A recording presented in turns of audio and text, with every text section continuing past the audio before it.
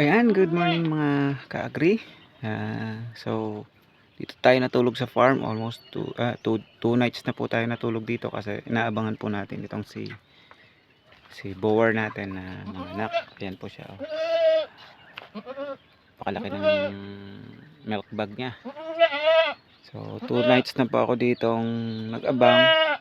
Hindi pa siya nanganak pero ngayon ay napapansin po natin ay nagle-labor na po siya. Ayan.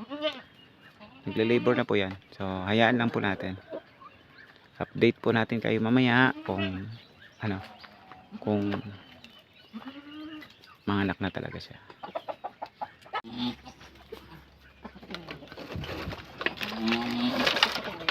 Ayan na po mga ka-agri. So, bali nag-i-start na po siyang mag-labor. Lumalabas na po yung paa.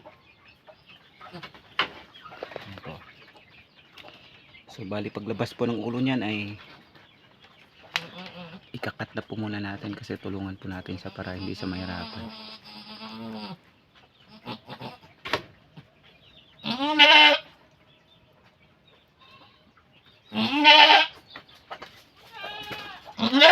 Ayan po.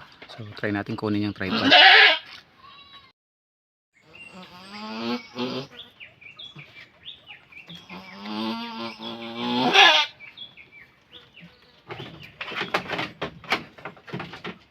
Bangon.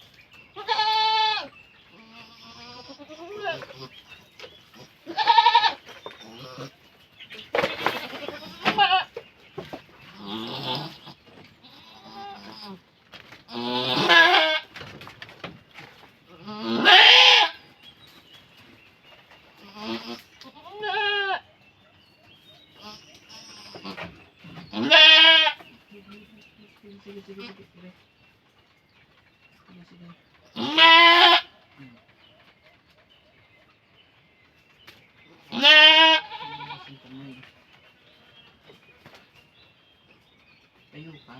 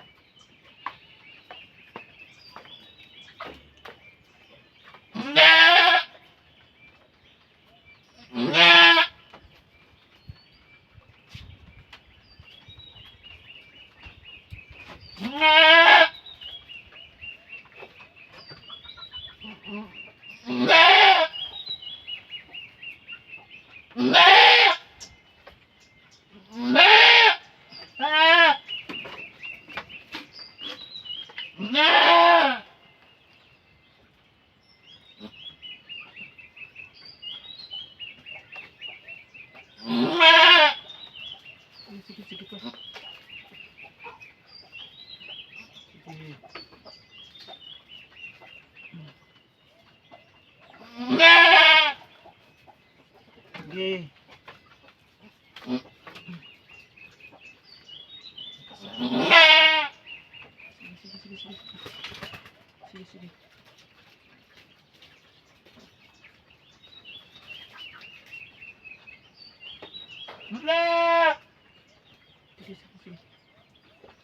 Sige, pa. Ere.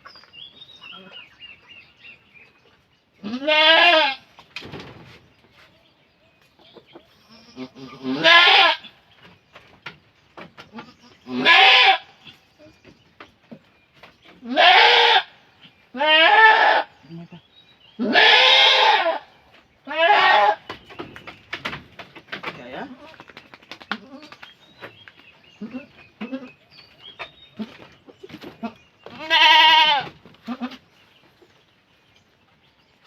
After po ng mahabang labor, hindi na to natuloy natin kanina kasi tinulungan natin siya. So, nakalabas na po yung anak nating kambing. Ito po siya. Baby girl po, baby girl. Mahaba po siya, malaki. At pangalan po natin siyang si Denden. Ayan po, mahaba ng tayo. Si baby girl. Congratulations, Mommy Bower. Yan, may panibagong blessings na naman po tayo. Dumating dito sa ating farm. Kaya tuwang-tuwa po tayo nito sa bagong biyaya na dumating sa atin. Hanggang sa muli po ay update po natin kayo kung paano lumaki itong anak ng ating kambing. Ayan po. Nakatayo na po siya pero basa pa yung katawan at nakadede na rin. Kaya bye-bye muna hanggang sa susunod.